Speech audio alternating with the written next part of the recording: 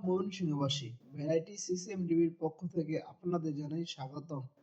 আজ আমরা আপনাদের নিয়ে এসেছি ময়মনসিংহ জেলার ঐতিহ্যবাহী বাণিজ্য মেলার প্রাঙ্গণে। আশা করি সবাই অনেক অনেক ভালো আছেন।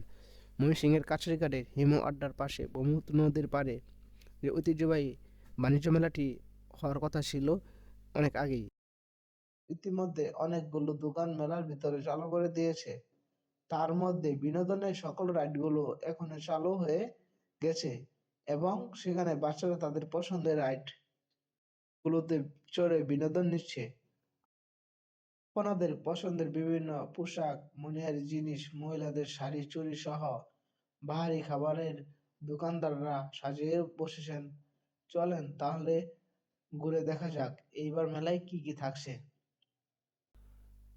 আপনারা যদি এসে বাণিজ্য মেলাটি দেখেন তাহলে আশা করি আপনাদের অবশ্যই অবশ্যই ভালো লাগবে।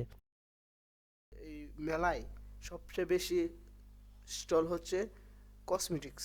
এখানে কসমেটিক্সের দোকানগুলা প্রচুর ভিড়।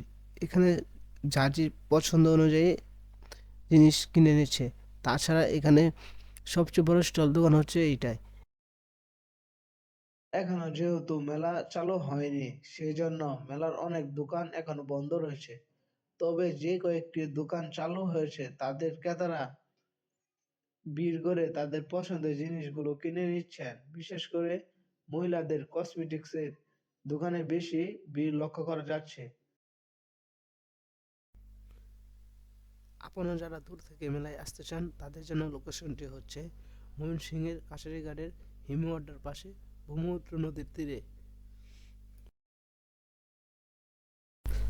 আপনারা চাইলে খুব সহজে আসতে পারবেন। এখানে গাড়ি যাতায়াত সহ সম্পূর্ণভাবে সুবিধা রয়েছে।